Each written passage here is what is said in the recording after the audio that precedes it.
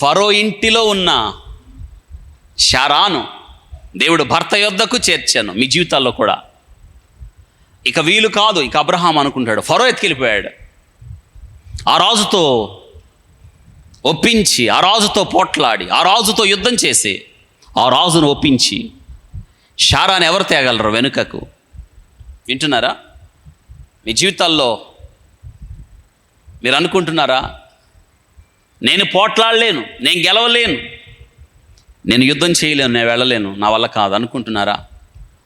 దేవుడు జోక్యం చేసుకుంటాడు మీ జీవితాల్లో కూడా. ఆయన కనికరం చూపిస్తాడు. మీరు చేయలేరు, అందుకే నువ్వు భయపడవద్దు, యుద్ధము యెహోవా జరిగించును అనే మాట.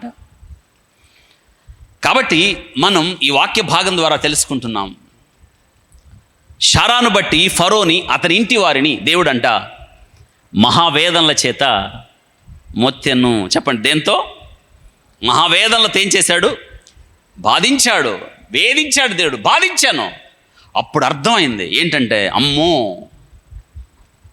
శారా విషయమే ఇది అని శారాను అబ్రహాముని పిలిచి తీసుకెళ్ళిపోని భార్యని అన్నాడు. మీరు కోల్పోయారా మీ జీవితంలో? ఏమైనా నష్టపోయారా? ఇంకా రాదు అనుకుంటున్నారా? వస్తుంది. దేవుడు జోక్యం చేసుకుంటాడు, భయపడకండి. శారా వెనక్కి వచ్చింది.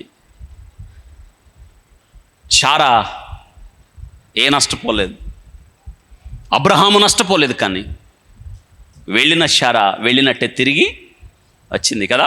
కళంకం ఏమన్నా అంటిద్దా? నో. మీరు ఏదైతే కోల్పోయారో, నేను ఒక మాట చెప్తాను, మీరు ఏదైతే నష్టపోయారో, దేన్నైతే కావాలని కోరుకుంటున్నారో, గాడ్ విల్ గివ్ దట్. దేవుడు తిరిగి మీ దగ్గరికి తీసుకొస్తాడు. దాన్ని భయపడకండి, నిరాశపడకండి, అధైర్యపడకండి.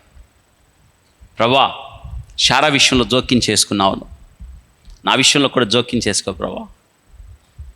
ఇది దేవుడు మనతో మాట్లాడుతున్నాడు. ఆయన జోక్యం అవసరం మనకి.